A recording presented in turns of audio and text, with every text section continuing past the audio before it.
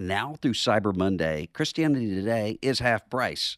You can enjoy meaningful Christian conversations along with deep dives into relevant topics when you get an online or print subscription to Christianity Today. You also get seasonal devotionals, including this year's Advent devotional. Visit orderct.com/half off to start a subscription and help support programs like The Bulletin for just a few dollars a month. Visit the link in the show notes or visit orderct.com/half off. If we had 70% of the men in the church were struggling with diabetes, we'd be running clinics, we'd be sharing drugs and prescription. We'd do everything we could every single day, every single Sunday to try to help them. From Christianity Today, you're listening to The Bulletin, a podcast about the people, events, and issues that are shaping our world. I'm Clarissa Mall, producer of The Bulletin, and today on our show, we're talking about pornography, the pervasiveness of addiction, and the freedom users can find when they step into the light. We're also talking about bad behavior in Washington, the slander and fistfights in Congress, and the new Supreme Court Code of Ethics. Last, we'll talk about the latest in the pro-life movement post-Dobbs and how Christians can make real, long-lasting change. Joining us today to talk about these topics are Sam Black, Rick Cardos, Harvest Prude, and Kelly Rosati. Enjoy the show.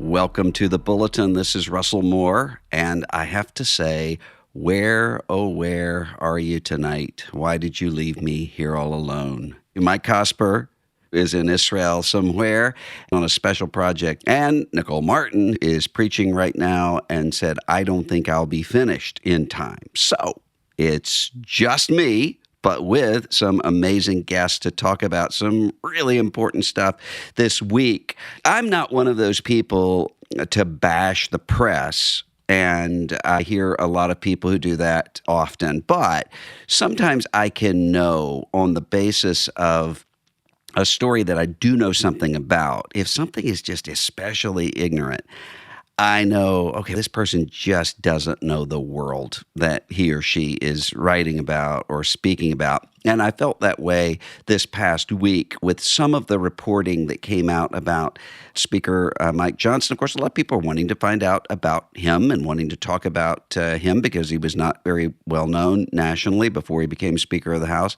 But one of those things was about the fact that he has covenant eyes on his computer along with his son, and his son is his accountability partner. Like, come on, people. I have, as you all know, plenty of differences with Speaker Mike Johnson on election denial, coup doing, all that sort of stuff.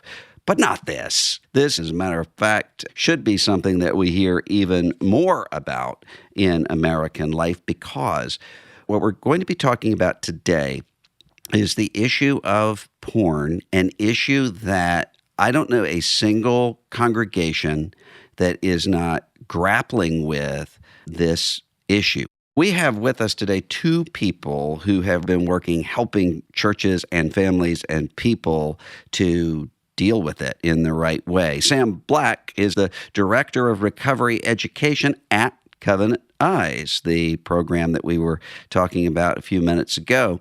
He's written two books, The Healing Church, What Churches Get Wrong About Pornography and How to Fix It, and The Porn Circuit, Understand Your Brain and Break Porn Habits. And also Rick Cardos, who is the founder and executive director of the Nathan Project, which does leadership training and recovery for men who struggle with compulsive use of pornography and also with sexual addiction, as well as with spouses and ex-spouses of these men and families that are trapped in this cycle of addiction. Sam and Rick, thanks for being on the Bulletin today. Russell, thank you for having us. Pleasure, Russell. Thanks. As two people who've been working in this area for a long time, I wonder if you have noticed a shift culturally in the way that I have, just in terms of how people think about porn. There was a time for a long time where porn use was widespread, but it was seen as a little bit pathetic and gross and so forth. But there came a point where I've noticed, at least on mainstream sitcoms, for instance, there's just the assumption that everybody's using porn. And it's not so much about somebody's using porn as, well, what porn are they using? I wonder if you've noticed that sort of cultural shift and where that comes from. Absolutely. There's been a shift, and it's been documented. The studies that we can look at are showing a dramatic change in how Americans view pornography, not only across political parties, across whether you are a person of faith or not a person of faith. So there has been a significant increase we've seen in people who say that pornography is morally acceptable, and that's happened over time. Yeah, Russell, we always have to take into account the fact that in the, say, mid-2000s, when YouTube and YouTube-like sites allowed the pornographer to monetize porn, make it look like it was free because they were ripping 18-second to 2-minute video clips off of production porn and putting it out there, and you could access it whenever you wanted. And then the internet got faster and faster, became more available. So the shift also went from, something you might have to buy or find or look for to in your pocket 24/7 with the advent of the smartphone in 2011 and into the last, say, 5 or 6 years, where I think 95%, does that sound right, Sam, of every teenager has a smartphone in their pocket today, as do most all adults. That's an interesting point that you bring up. There are very few people right now, I think, just based upon the people I talk to, who are paying for porn. And yet, Pornhub, massive internet presence, one of the biggest and most widely reaching companies in the world. What is the business model for giving things away for free? I think, Russell, if you looked at the dollars and cents sides of it, how much money the advertiser for those tube sites in particular is making when Pornhub claims they've got 1.6 trillion. I mean, the number is so big that it's like the national debt. I don't quite have a hard time grasping the size of that number. But the amount of clicks and the amount of dollars that advertisers are paying this pornographer, that makes it very attractive to them to, in quotes, put it out for free. But it's never free. Somebody is always damaged when you're looking at porn. And that person most often is a woman. We talk about nobody pays. Somebody always pays a price. When somebody is using porn, a woman is being consumed almost always. When you look around at the question of what do we do about this, a couple of things have been proposed, and a lot of state legislatures are now doing age verification for at least attempts for people accessing porn sites. Do those sorts of laws, do they work? And how can somebody actually verify age when the old New Yorker cartoon that has become a cliche, on the internet, no one knows you're a dog. On the internet, nobody knows who you are. Can they actually verify age? Are these things that are helpful or not helpful? It will make a difference. The issue, though, is that how much of a difference? In other words, in New Hampshire, obviously, I don't know if we'll ever have age verification laws because our free staters and our libertarians are certainly going to say, no, we don't want another way that you can track me or know me or identify who I am.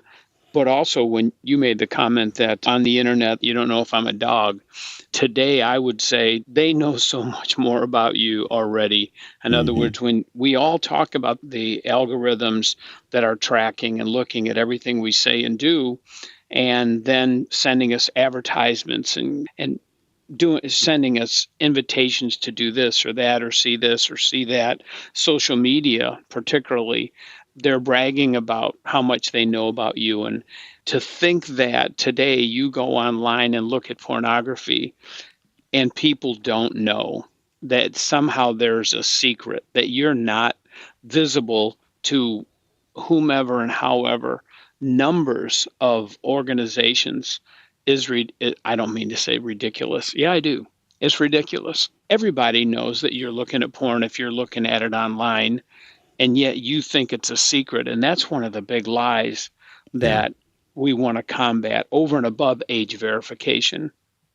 One of the things that I hear a lot of, especially men, say is that shame just doesn't work in terms of freeing themselves from porn, whether it's self-shaming or whether it's sort of listening to people saying you shouldn't be doing this. Because in most cases, I rarely hear from, at least from Christian men, who will say, oh, I think this is fine.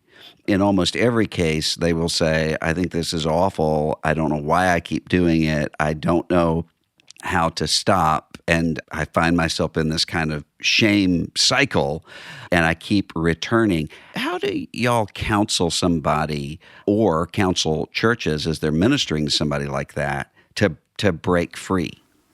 Shame is the antithesis of finding freedom from pornography. It is destructive. And I often tell parents, if you want to see your child struggle more with pornography, if you shame them when you find them using pornography or see pornography on a device, you will only teach them how to hide better. What we want to do is create open environments where we can have honest and open conversations about sexuality. And as people who have struggled with pornography, having someone else to really dive more deeply into our stories, not just simply, hey, I watched pornography and this is what I watched and this is how I acted, etc. But really, Rick would be one to ask me, Sam, what was happening before then? How did you feel? What were you thinking? What was going on in your life? And my emotional impact is likely why I was running to pornography in the first place, to whether it's regulating my emotions or moods or anesthetize those triggers and fears and anxieties that I might have been carrying since childhood, where I can begin talking openly and honestly about how I'm using different things in my life because I'm not currently living in wholeness. I'm living in this brokenness, and I need someone I can really process that with. What you described was somebody, if we hadn't been talking about pornography, let's say you were talking about somebody in church who was using cocaine.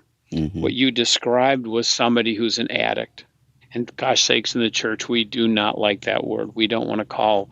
We could talk about human trafficking and what that means and the relationship, the convergence of trafficking and porn.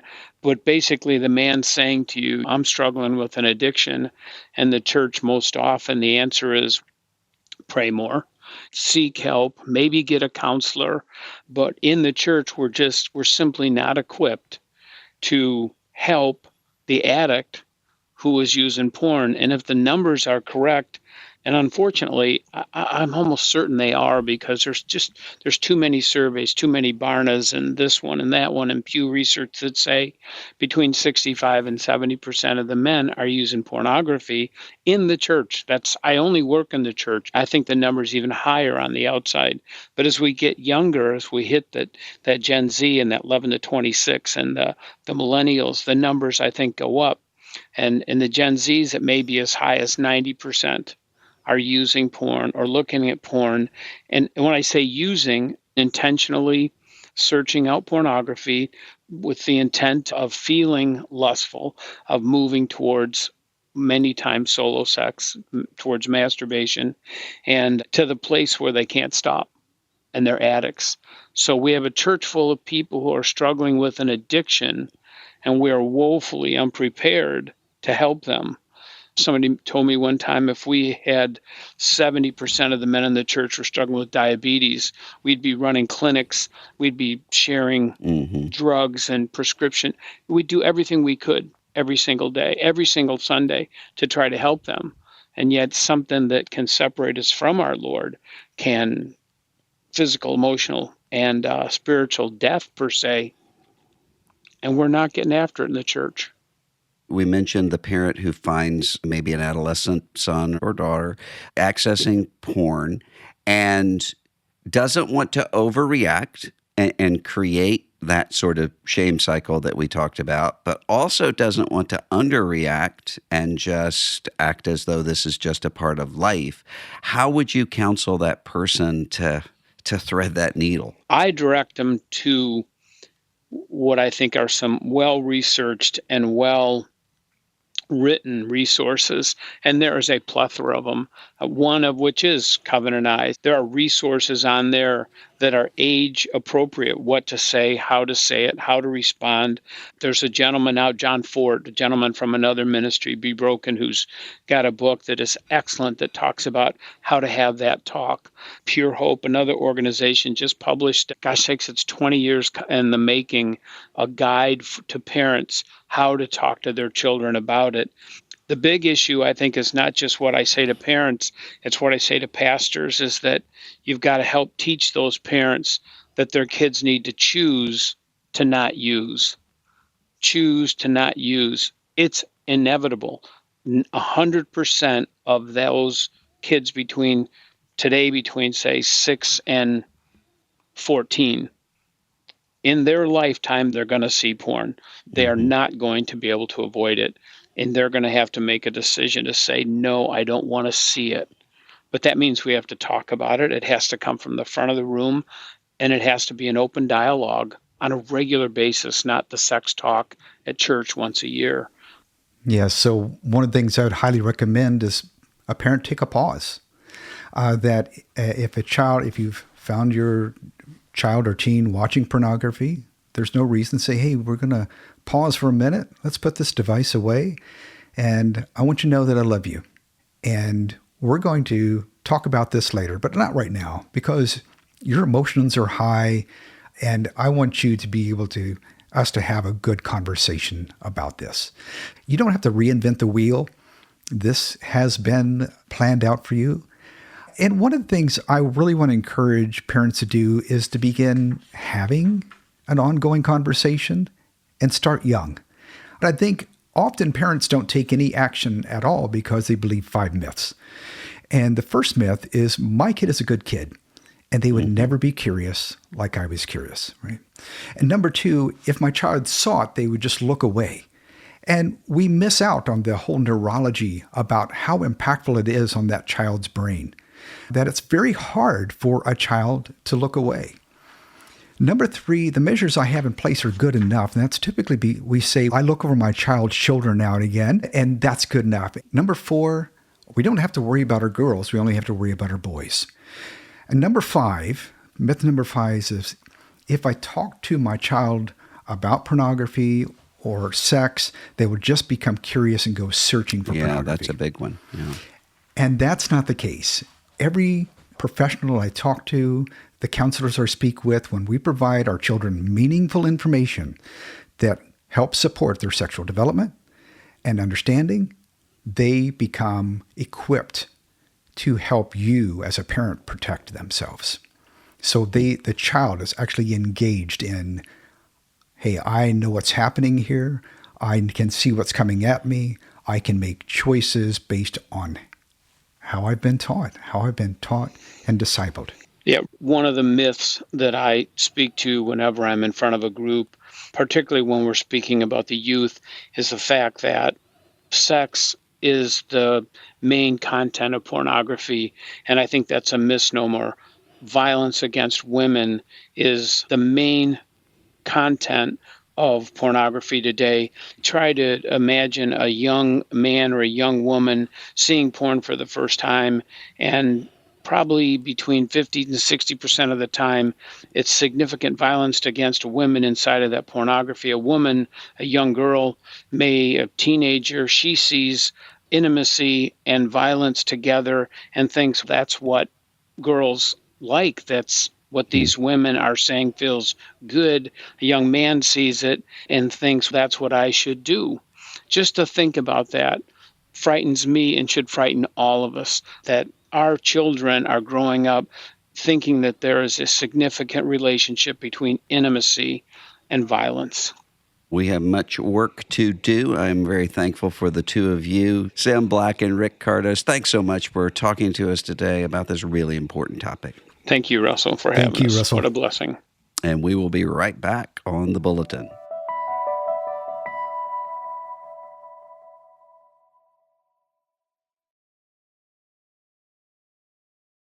Welcome back to the Bulletin. I remember being a second grader, I think, playing Little League Baseball and seeing two of the referees get into a physical fight with each other. One had said something to another, and the next thing you know, they're in a dugout with aluminum bats going at each other, parents trying to pull them off of each other. And I remember thinking, even as a second grader, this isn't very professional or mature, it doesn't seem to me. I could see us getting into fights, but when the referees and the coaches start doing it, that's a different thing. I think this week we have every reason to, as a country, look to the nation's capital and say, what is going on? We have fights being threatened between witnesses and senators in Senate hearings. We have a member of Congress claiming that another member of Congress elbowed him in the kidneys while walking through the hallway. We have a member of Congress under ethics investigation for making up his entire life, as well as being involved in all kinds of financially wrong things. And we have the Supreme Court saying we're going to try to be more ethical and actually have a code of ethics for our Supreme Court justices. So it's a mess. It's a mess. It's been a mess for a while, but it seems to be quite a mess this week. And so I wanted to talk today with Christianity Today's brand new national political correspondent, Harvest Prude, who is reporting from Washington, D.C., from Capitol Hill. She's a former reporter for The Dispatch until very recently. Before that, she was at World, serving as political reporter for their Washington bureau. Harvest, welcome to your debut appearance here on the Bulletin. Thank you so much. Glad to be here. Let's start with the Supreme Court. You've had all of this controversy going on with Clarence Thomas, Harlan Crow, other expenditures happening with trips and so forth. A lot of blowback coming to the Supreme Court for that happening. Now there's a code of ethics. Does this code of ethics, is this actually going to change anything? What's the mechanism for enforcing it? So you've hit upon the key criticism from a lot of watchdog groups or critics of the court. There is not a enforcement mechanism. Instead, the justices as a whole, they've all signed on to this code of ethics that was released Monday. And they are basically making the argument that the Supreme Court has always had a code of ethics, a common law code of ethics that is similar to what lower court judges follow, and that this is just them having more transparency, letting the public into the code of ethics and the principles that they already do follow. But to your point, obviously it's been a year of more criticism about how justices have conducted themselves. There's been more questions around ethics. And so it is a little bit unclear at this point whether them releasing this codified document explaining how they tend to approach these issues will really resolve some of the reporting and that has led to public criticism. One of the things that Justice Thomas said when he was coming under criticism is something along the lines of, I'm allowed to have friends. And that does at one level make sense. You have someone who has friends who are very wealthy. In this case, they want to take vacations together. How do you differentiate between that, where we're not asking our justices to become Franciscan monks? So how do we differentiate between that and where there actually is a clear conflict of interest or a mechanism to try to influence a justice when it comes to decisions? Yeah, so I do want to note that the questions around influencing justices, around mingling with extremely wealthy donors or politicians, does not just apply to Justice Thomas. There's been other reporting showing that a number of justices have been involved in going to events hosted by universities and other public institutions, where then those institutions would try and generate donations from donors who attended events, and that's been across the bench. But to your point, there is some fuzzy ground here in terms of at what point does this become a question of recusal if those donors or those public figures are then later involved in a case that's come before the court. And I think the main takeaway from some of the code of ethics and just the criticism has just been a failure to disclose. Thomas has come under criticism for not disclosing luxury gifts or vacations. Justice Alito has also come under criticism for not disclosing a similar trip with a billionaire who then later was involved with a case that the court heard. And Alito defended himself on the grounds that he wasn't even aware of the donor's involvement in the case. And so I think there has just been more of a spotlight on the need to, in the annual financial disclosures that justices already make, which is similar to what lower courts do, to just maybe disclose more of these things and get ahead of them. There is an ethics process in the United States Congress, a bipartisan House Ethics Committee. And one of the things that committee is looking at and is expected to give a report on, maybe even by the time this episode airs, is on George Santos, for whom there are so many ethics charges that it's hard to even remember them all and to list them all. And also a kind of shamelessness, it seems, that Santos is able to simply shrug all of this off, even though the people who seem to be the most upset are New York Republican members of Congress, the same state that Santos is from. When this report comes out, going to be a push to expel Santos from the House, but it's not in isolation. You think of the sort of back and forth with, say, Kevin McCarthy, who was deposed as Speaker, with Congressman Matt Gaetz of Florida, who led the charge to depose him. McCarthy said just this week, there's an ethics complaint against Gaetz, and he doesn't want people to know what that is, but it's going to be bad. Do you think that the ethics process in Congress, is this going to end up strengthening the credibility of the House, or is it just going to be one more kind of back and forth political operation? Yeah, one of the challenges with the ethics process in Congress is that at the end of the day, it is largely up to the lawmakers themselves to police their own institution. And so if there is a credible report of wrongdoing, like with Representative Santos, who's had just a plethora of shady doings, such as reporting hundreds of thousands of dollars in fictitious loans to his campaign and then repaying himself with real money, and just insane things. That's like the tip of the iceberg.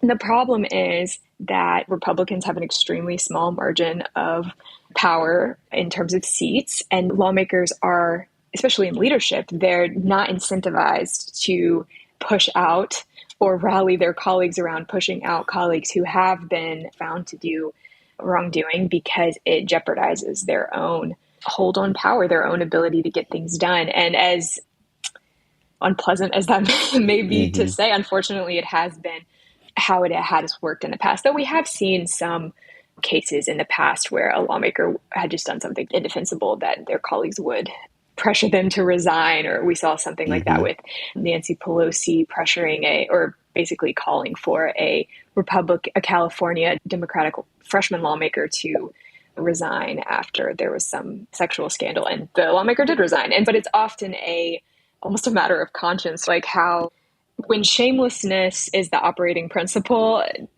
that begins to break down, which is what we have seen. Yeah. And just this week, I am the furthest thing imaginable from a fan of Bernie Sanders. When I started out as a congressional intern, we were right next door to Bernie Sanders, my boss, and his office. And I found it a really mean group of people. And I said to my member of Congress, my boss and now friend, Gene Taylor, why are they so rude? And he said, they're socialists. They're from Vermont. It's cold. They just have every reason to be miserable. And I've thought about that for quite a while. But this week, I guess we were all Bernie bros for a second, because Bernie Sanders was the one who actually showed the maturity in chairing a committee to say to Markwayne Mullin, senator from Oklahoma, who literally challenged Teamsters official to a physical fight. Here's the time, here's the place, let's go at it. And standing up, it looked like there was actually going to be a physical confrontation. At the same time that you have this Burchett McCarthy, what's reported as an elbow punch followed by a chase, followed by what's going on? Are things just breaking down there? There were so many good memes about what was happening this week. Someone was like, have we tried unplugging Congress and plugging it back in again? Yeah. But I was talking to a Hill aide about what was going on and what her boss was trying to get done amidst the chaos that has been trying to fund the government. And she said, honestly, we've been in session for 5 weeks in a row, and everyone's just going crazy at this point. And that's not me defending. I don't think that was her defending goonish behavior, but I think that is honestly part of the fraying of tempers that you're seeing. Yeah, but I can imagine somebody listening to this who will say, I've been working for 5 weeks in a row and I'm not threatening to punch anybody.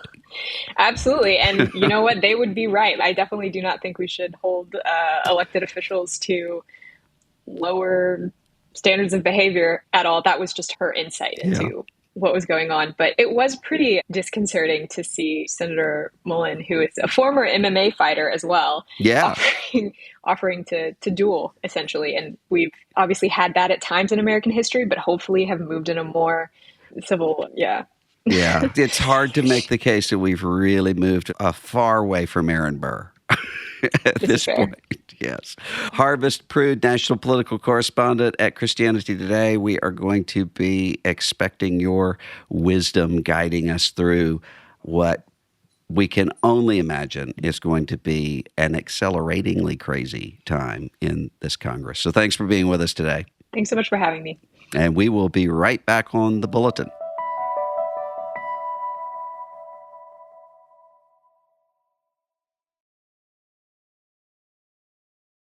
Welcome back to The Bulletin. It was a bad week and a bad year for the pro-life movement.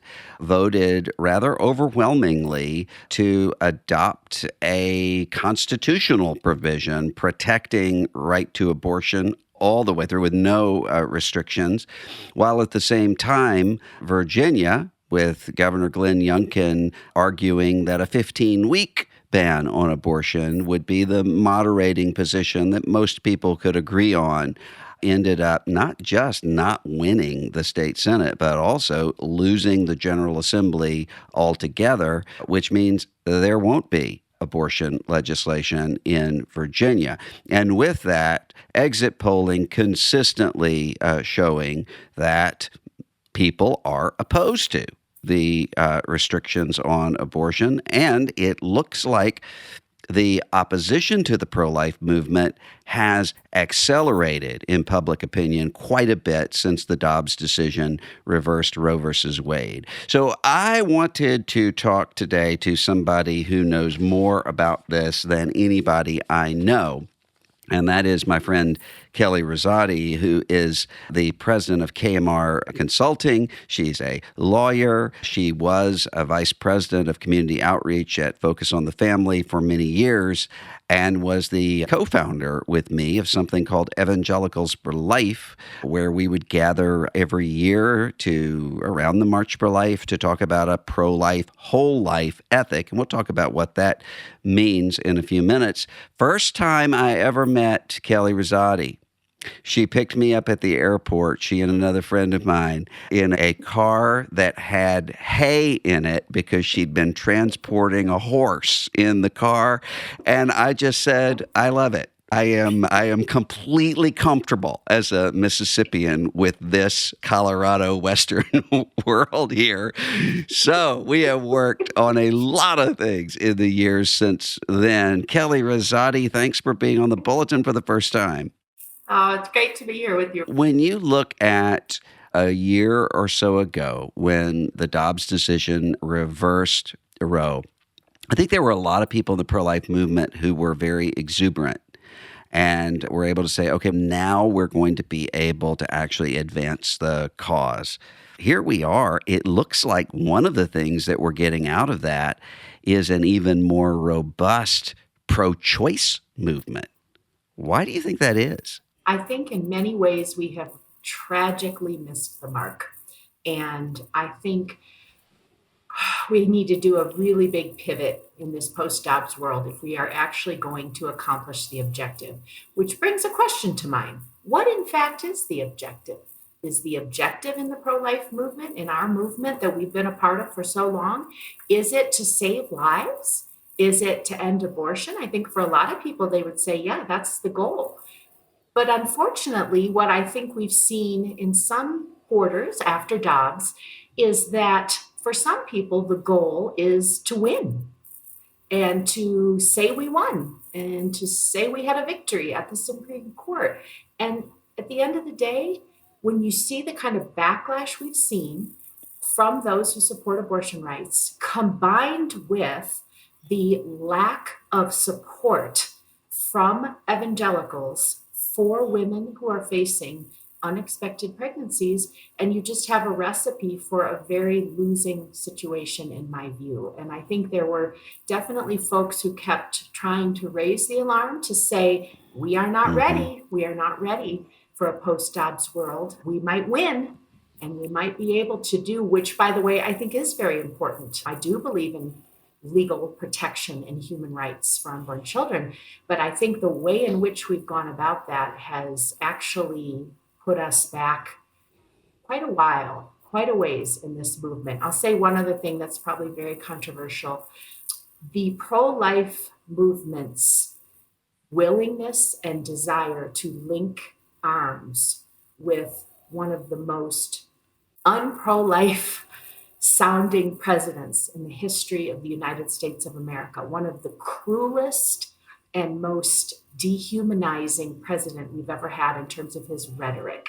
When the pro-life movement decided to link its future and its cause to that president, I believe that it set the movement back. I was really trying to think about this and not speak in hyperbole, but maybe a couple generations has been the damage in my estimation. I think you and I were together with some leaders of other pro-life organizations in 2016, maybe early in the spring, in which I was making the case you can't have a pro-life movement and misogyny and sexual libertinism and nativism and cruelty. Those things don't work. And sooner or later, there's a kind of cognitive dissonance where one is going to have to go. And that's one of the reasons why I'm really concerned that what we're going to end up having are two pro-abortion parties ultimately, because you just can't hold all of those things together. When you look at the fact that we're not, as you put it, ready in churches, a lot of us spend a lot of time saying to churches, here's what we need to be able to do when it comes to women who are in crisis, because most of the women who are vulnerable to abortion are not necessarily people who accept the Planned Parenthood talking points that this is not a person, this is just a blob of tissue. A lot of them think, I know this is wrong, I know this is a human being, but I feel like I don't have any other choice. What can churches who actually do want to say, we actually do want to be committed to unborn children and their moms, not just in terms of the legal stuff, but put that aside for a minute, what can they do about the women and babies in their communities? I think that is the most important question. And I'm afraid I think it's the one that's being missed, because I think we have to go back just a little bit here and remind ourselves that the entirety of the pro-life movement is because of love. It's because of the love of God for every human person. And so as people of love and life and followers of Jesus, we need all of the work that we do in this realm to be grounded in that love and not as a tactic. I always think back to people talk about, oh gosh, we better be more winsome because people will like us more and then we'll win. And it's, yes, that's true. But how about if maybe we're winsome because we're having the love of Jesus flow through us to other people? And that might seem like a little thing, but I think it's a huge thing. And I think part of what we see with the backlash now in these votes that we've seen in red states is that people get that. They have come face to face with a lot of people who profess pro-life ideology and advocacy, who are tied to Trump, who are very angry, who don't seem to want to prioritize what should we do for moms and babies, who want to win. So I do think that's a really key thing. And then I think the other thing is we have to take both the love and put it into action, not just talking, not just tweeting, not just doing what we do, not just voting, maybe going to a walk once in a while for a pregnancy resource center. It's going to take a lot more than that. I think that we need to faithfully express that whole life ethic in both the public and the private sphere. And here's what I mean by that.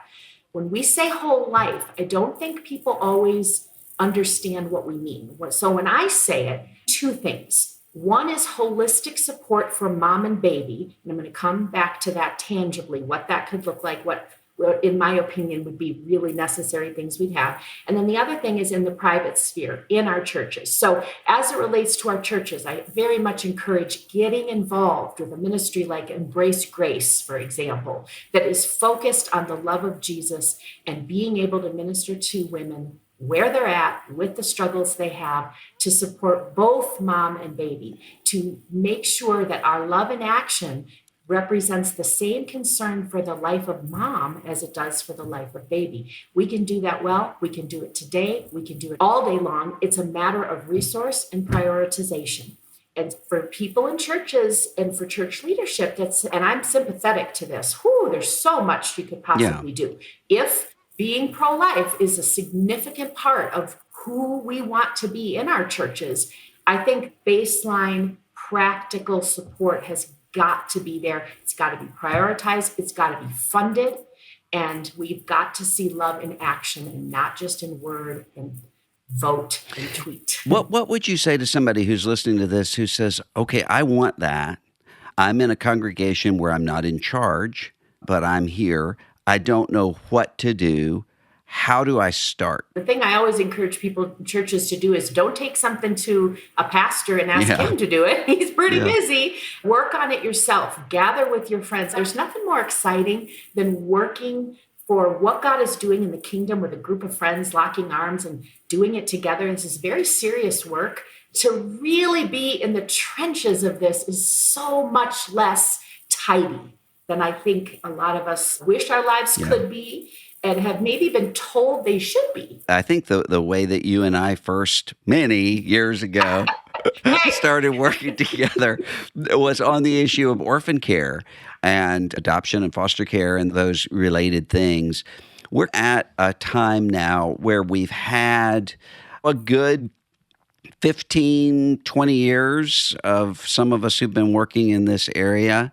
How do you think the church has done when it comes to actually caring for families who are adopting or fostering or involved in some other way with orphan care? I'm going to give the grade a D. I think there are pockets of higher grades, but I have to tell you that what I have witnessed in the last 20 years in regard to this is one of the saddest things I feel like I've seen in the church, because and we both together could name countless families that have been destroyed by trying to walk out their faith in a way that is pleasing to the Jesus who they follow. And they wanted to give a home to a child without one. but because they weren't properly prepared for the effects of trauma in utero and early on, the challenges and the difficulties are beyond even the comprehension of a lot of people in our churches.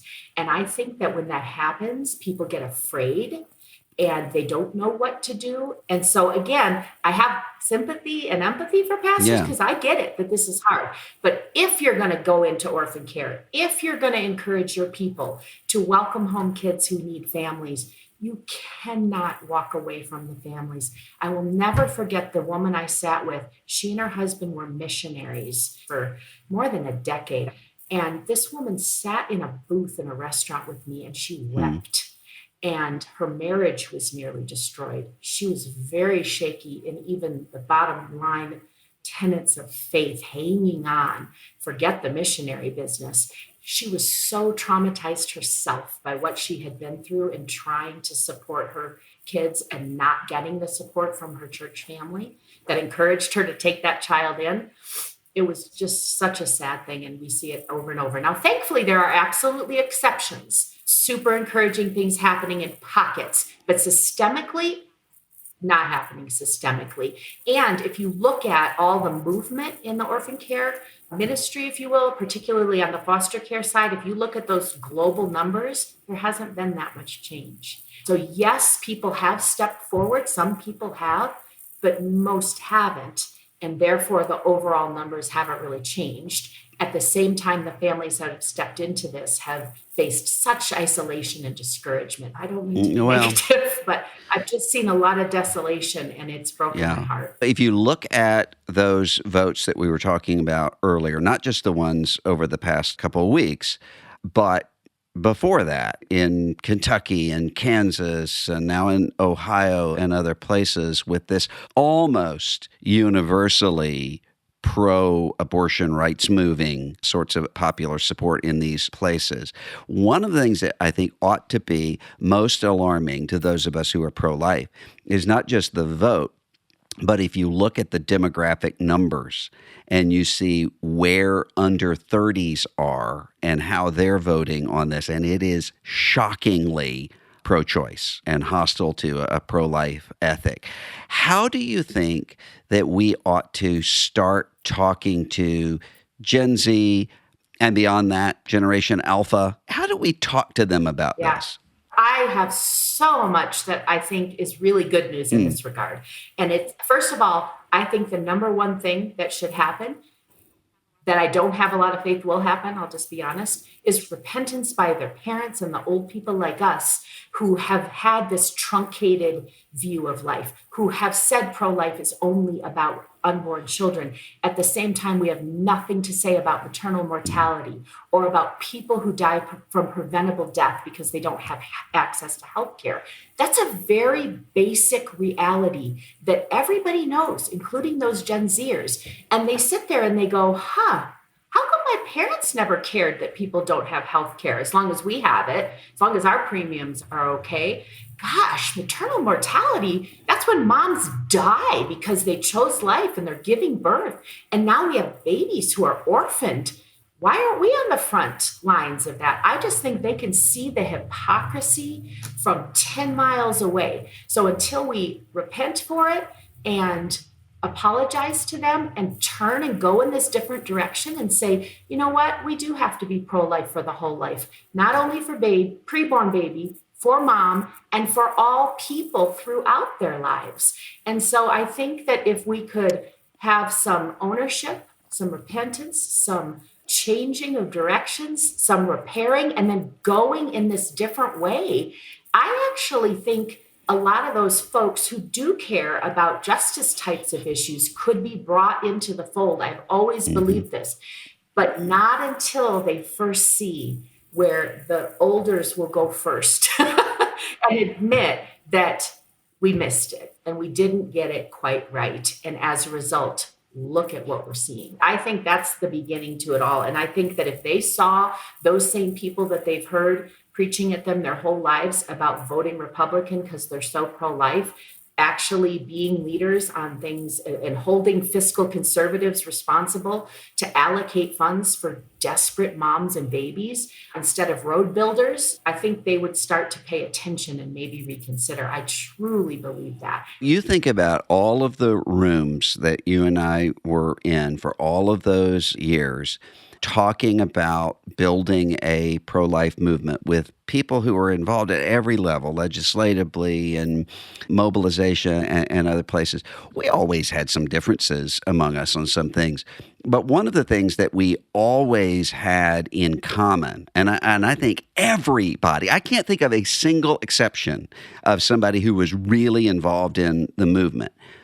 We weren't trying to criminalize women.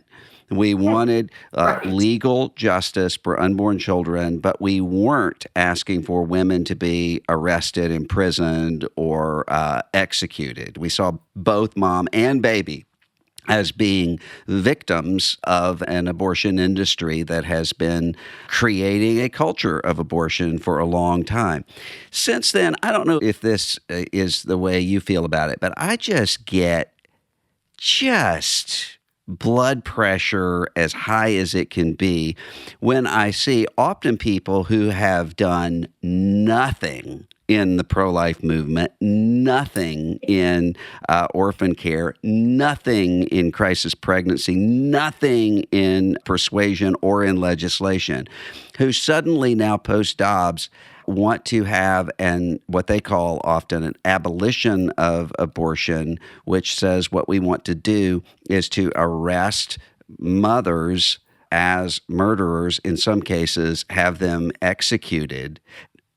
What should our response be to this? This is an area where I'm thankful that the movement has been clear. That is not the position of pro-life Christians throughout history. That is shocking. It's abominable. It needs to be absolutely refuted and beat back. And I think that is going to be also part. I mean, it's so ridiculous. It's hard to even believe we're having to talk about it. But the repudiation of that ought to be very, very easy for pro-life people. Believe me, the alphas and the Zers are going to want to know if us old folks think we ought to be throwing moms in jail. It's so absurd on its face. I'd like to see what they're doing in their lives, in their churches, in their families, in their communities. If you're ready to put women in jail, what are you willing to do with your own pocketbook and your own family and your own church? Kelly Rosati, longtime pro-life leader, pro-orphan care, pro-adoption, pro-foster care leader as well. I'm always so glad to get to work with you and to talk with you. Thanks for being here. You bet. Thanks for having me. And thank you for listening today to The Bulletin. We will be back next week with Mike Cosper back and Nicole Martin back. They'll have lots of things they'll want to talk about. I will too. See you then. The Bulletin is a production of Christianity Today. It's executive produced by Eric Petrick and Mike Cosper. It's produced by Clarissa Mall and Matt Stevens. Post-production by TJ Hester. Our art for this episode is by Rick Shooks. Music by Dan Phelps. And social media by Kate Lucky. Thanks for listening.